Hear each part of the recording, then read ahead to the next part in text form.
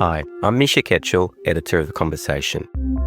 For democracy to work, people need to be well informed. That's why we work with academic experts to share their research and explain issues in the news. Everything we do is free to republish, but we need your support. Please donate to The Conversation by going to donate.theconversation.com or following the link in the show notes.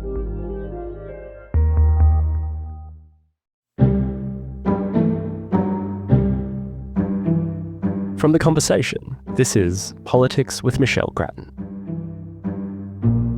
The Albanese government has just released its National Artificial Intelligence Strategy, which canvasses both the gains and the risks of this transformative technology. One political dimension of the AI challenge is that the government is caught between the unions, which want strict regulation to protect workers whose jobs could be at risk, and business that wants a light touch approach to enable the full economic benefit of the technology to be available. To talk about the AI strategy and if the government can keep up with such a dynamic area, we're joined today by the Industry Minister, Tim Ayres. Tim Ayres, very briefly, can you outline the central features of your national AI plan? Well, thanks, Michelle. It's got three parts. The first is making sure that Australia captures the economic opportunity of this transformative technology. Secondly, it's about making sure that we share the benefits, that it's not just a CBD and tech sector benefit, that it's felt in every suburb and every region of the country. And thirdly, principally around the Artificial Intelligence Safety Institute, it's about keeping Australians safe. Now, we'll get into some of the nitty-gritty in a moment, but there's been a debate, including among your own colleagues, about whether the government's approach to AI should be one of light touch regulation or more substantial regulation. And the government seems to have opted in this plan for the light touch approach. But at the same time, you've also announced various reviews in regard to regulation in particular areas. So is it possible that your initial more or less light touch approach could morph into something more substantial in terms of heavier regulation? Well, I wouldn't describe our approaches either in that sort of binary that you've described. It's a pragmatic Australian approach that's about the circumstances that Australia is in strategic terms and economic terms. We've got an existing regulatory framework now. Australian law applies now. The AI Safety Institute is about making sure that we support our regulators, advised, of course, by the best advice, whether it's in the intelligence communities or security agencies, engaging with the trade union movement and civil society, getting the best advice to make sure that we're uplifting government capability to analyse threats, to get into the new AI models and make sure that we've tested them properly and supporting government capability across the board. Now, just on this Safety Institute, can you, for our listeners, give a couple of specific examples of what it would be looking at, what it would be doing, what it would be protecting the public or institutions from? Well, I'll give you a couple of examples. The first is it'll have a capability to test the AI models that are being used by Australians to make sure the government understands the assumptions and machinery that sits under the bonnet of these artificial intelligence models. The second thing, of course, will be engaging with agencies like our security agencies or the Electoral Commission to understand and to make sure that we can deal with issues like misinformation and disinformation that's enabled by artificial intelligence. And thirdly, it'll be continuing that work of regulatory gap analysis to make sure that our legal frameworks, our regulatory frameworks and capability in all of the federal government's agencies are up to the task, whether that's in 2025 or 2026 or every year down the track. It's an agile, mobile capability that's going to shape our capability and it'll be the heart of the government's approach. Well, just to dig down a little into this, You mentioned misinformation, disinformation, the electoral commission, electoral system. What's involved here? How can you deal with mis and disinformation or even define it? Yeah, there's a substantial amount of misinformation and disinformation that's available in social media now. This is not just an artificial intelligence question. We're closely watching the potential, of course, for artificial intelligence to enable more accurately targeted, more dangerous misinformation and disinformation. So the principle here is the responsibility, of course, will lie with the agencies who are charged to deal with that. Our job is to make sure that they're getting the support across government to do that work, and there are very clear lines of accountability and support. So, what would the safety body do in relation to this? For example, dealing with, say, the Electoral Commission? It'll be looking at the horizon in terms of developments overseas. The AI Safety Institute will be in a network of safety institutes amongst our partner economies. It's a internationally facing as well as domestically facing part of my department. It'll work with the security agencies and the intelligence community and Electoral Commission to make sure that we understand what those challenges are and that we've got the best informed approach to dealing with them. Let's move on to jobs. You're emphasising, I think, the need to protect jobs, but do you accept that AI is going to cut into a range of jobs?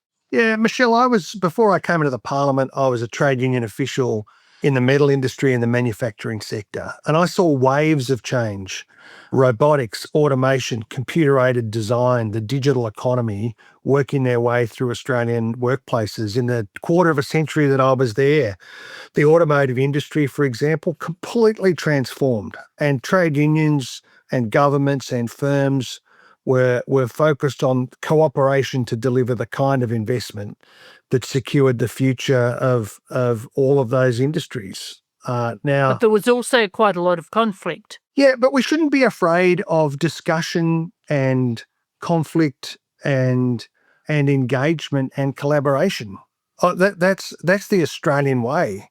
My experience was never that that trade unions were ever standing in the way of technological progress. There was a very well designed approach to cooperation in Australian workplaces to secure the best outcome, and a pragmatic assessment from unions and workers and businesses that the best way forward was to work together to deliver a better outcome. Now, this is another wave of general purpose technology that of course it will transform work, and it will transform the productive capability of Australian workplaces. I've got a level of confidence that our industrial relations system, the rights that are there, the leadership of the trade unions, the government and the business community will get on with the job. Not everything will be perfect, but that's the Australian way, a pragmatic approach to making sure that we work hard with each other to try and get it right. Now, just today, the ACTU has said, and I quote, "Too many big businesses have seized on AI technology to try and replace workers and to intrusively monitor employees." You say that unions and workers will have an important role in shaping the uptake and the adoption of AI, but how do you stop that being an inhibiting role? And to what extent will unions have a veto on the rollout of this technology in particular workplaces? Well, my experience has never been that people have made progress by having a veto. I don't think that's what unions are saying. It's not my experience of how the world of workplaces works. I expect that workers who want to get engaged in this will join their trade unions, become active in them around these issues, that workers and unions and businesses will work together to solve these questions. We're going to get much better cooperative arrangements if people get around the table and solve problems. You speak also about the benefits of AI spreading through the Australian community.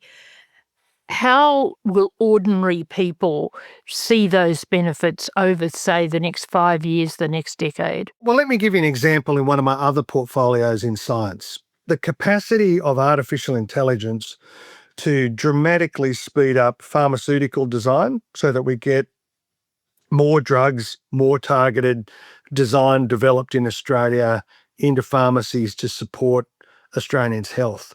Cancer treatment designs, composite material design, and in the energy sector, being able to, smartly manage the energy grid so that we can expand renewables and expand electricity capability. There is almost no area of technological improvement that won't be touched by artificial intelligence. And as I say, in that area of research and development, our university sector, our CSIROs, our private sector research and development, having AI as part of speeding up solutions and taking the handbrakes off that just is going to mean big advances for Australian science. Do we have to accept that in these earlier stages there'll be glitches, there'll be mistakes made? Is that part of things? Yeah, I don't want to be glib about that, but I do think that's true, Michelle, that of course big social and technological changes are rarely free of bumps and glitches. We're really keenly aware in the government of the human challenges here. And that's why I just keep emphasising getting people together and having Australians and Australian institutions working together for a better deal is much better than standing back and letting these developments without us rolling our sleeves up and getting involved. So how do you deal with these glitches and mistakes? Because they will be taken up, they will get huge publicity, won't they? And that has consequences. This is why I really think it's about a pragmatic approach, and that's what the AI plan does. Is it sets out for the investment community, for Australian institutions and government, and for Australians themselves. What are the priorities here? Capturing the benefit here, whether it's in digital infrastructure and data centre terms or the tech sector or for Australian workplaces, spreading the benefits through our suburbs and our regions as well as just in the heart of the big cities, and making sure that we've got an active, agile capability to keep Australians safe. What about in the public service? What will it mean? What are the implications? Where will it be most useful? And will it in the end mean that there'll be relatively fewer public servants? I don't see issue here in terms of the number of public servants. I see this as enabling people in the APS to do more capable and more effective work to improve the relationship between citizens and their government. Katie Gallagher's leading a mountain of work here on making sure that the APS adopts these technologies in a smart way, that we've got a secure approach to managing data in the public interest, and also having the APS as an exemplar driving an example for adoption in the private sector. There is a really important role for the APS here, and Katie will have more to say about that through 2026. The arts community has been particularly concerned about the impact of AI on the creative industries. What's your view on this, and what sort of protection do they need, or do they need protection, and where will the government step up here? Well, the bottom line is we've made it very clear to the arts community, to writers, to academics, to journalists, that there won't be any weakening of copyright protections for the Australian arts community. The Attorney-General and Arts Minister are, of course, working carefully with the arts community and the tech sector to see if there's improvements that can be made to support our collection agencies, for example. But the bottom line is we won't be weakening copyright protections here in Australia. It is galling for artists to see that their work is being incorporated into some AI model overseas. That's the case with the internet as well. But in terms of the Australian context, we're going to keep working away at these questions carefully. But the bottom line is no diminishing of protections. And we want to support the arts community because we recognise just the vital role it has for Australian culture and Australia's sense of identity of itself. What about the issue of deep fakes? There have been calls among some to ban the use of deep fakes entirely without permission. And I think in South Australia, for example, they've banned AI-generated deep fakes that can mislead voters as part of their electoral reforms. Where do you see all that going? David Pocock, for example, last week introduced legislation which would ban deep fakes made without the person's consent. Would you support measures like that? Well, some of this stuff's pretty repulsive, of course. There's sort of deep fake pornography with no consent.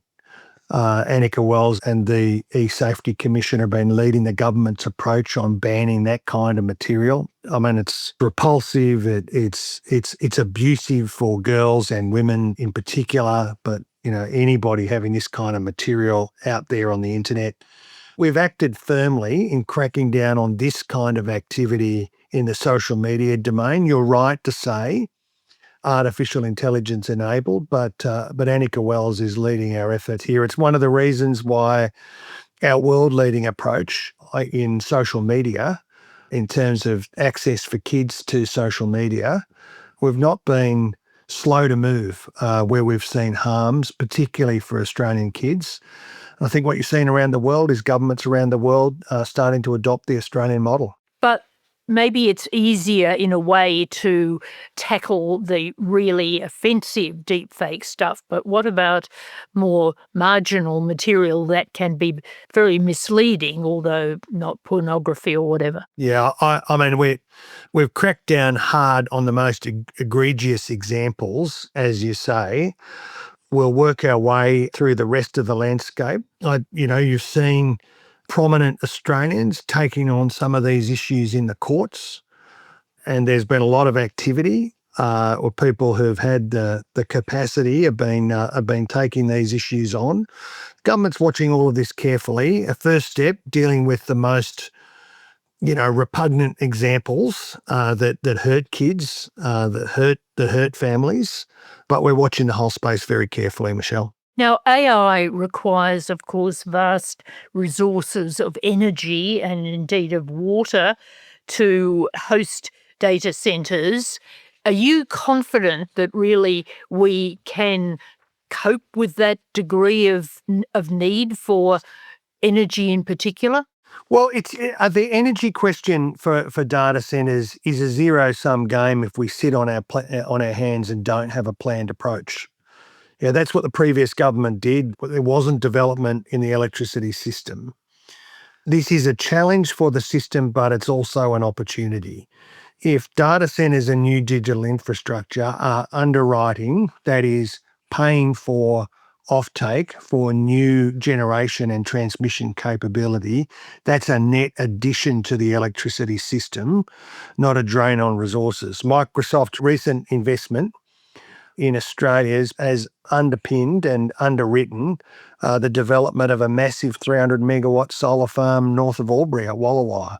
There are opportunities here if we have a planned approach to make sure that this supports development in the electricity system.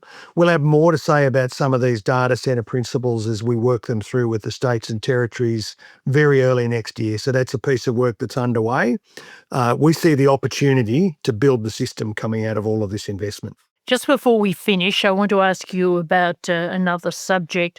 The government has finally released its independent report on jobs for mates, but it's not accepted all the recommendations that have come out of the report. It's not accepted the toughest recommendations for a process of appointing people to government boards.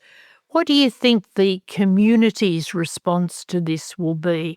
Well, I think what we saw was the previous government so debauched the process that Australians lost confidence in the appointments process.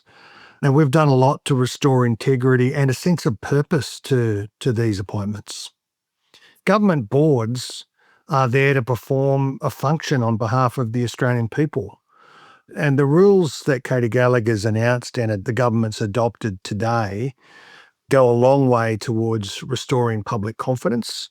But of course, as every day goes on, we will continue to demonstrate that we actually take our responsibility in this area seriously and that our appointments reflect the public interest. And, each of us have got responsibility for appointments that, really feel a sense of responsibility to deliver on that, to make sure that all of our public organisations where there's appointments to board positions or to executive positions are there to drive the government's agenda and to drive the public interest. Can you really put your hand on your heart and say one side's pure and the other side's not? Yeah, I mean, I just think what we saw, the sort of period of degeneracy and debauchery under the Morrison government was just so extreme. And this is a government that, yes, we've cleaned up government and cleaned up integrity, but we're also have a sense of purpose about what it is that we are there to achieve, and our appointments reflect that sense of purpose. We want to drive change in my area, in Future Made in Australia, in industry, in science. I want to see the growth of blue-collar jobs, engineering jobs, Australian manufactured goods onshore, critical minerals production, iron and steel, resources security, and the appointments that I recommend to the Cabinet or that I make, I want to drive that change to generate jobs and investment in Australia. So, the old sort of self-indulgent thing that happened under the Morrison government of just, appointing your friends to enrich themselves or because you wanted to sort of support your mates, like that is not a characteristic of this government. We are absolutely focused on our purpose and we're not complacent about the job that we have for a second. Well, before you get into your tasks for next year, you're obviously going to have a bit of a rest over Christmas. So just finally, let me ask you what you're going to be reading. What's on the bedside table? I've just finished this beautiful book by a new Australian author, William Byrne, called The Warren Bar, which is this beautiful book it's a pretty tough book about growing up in country Australia, but beautifully written book.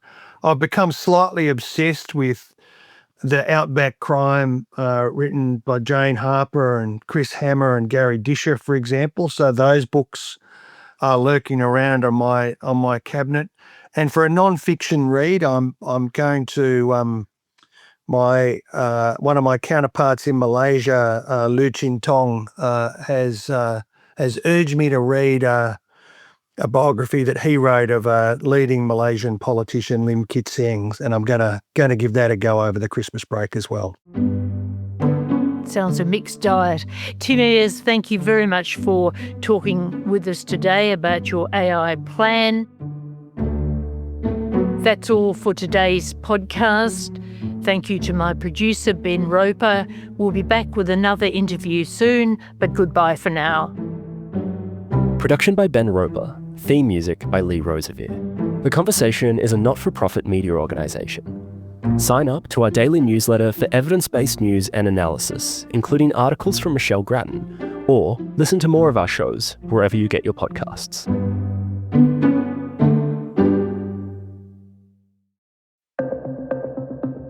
I was saved by God to make America great again. An autocrat loves a crisis. A crisis is the way that they mobilize their base. While America is under invasion from within, we're under invasion from within. He's testing the boundaries of what he can get away with. We should use some of these dangerous cities as training grounds for our military, National Guard, but military.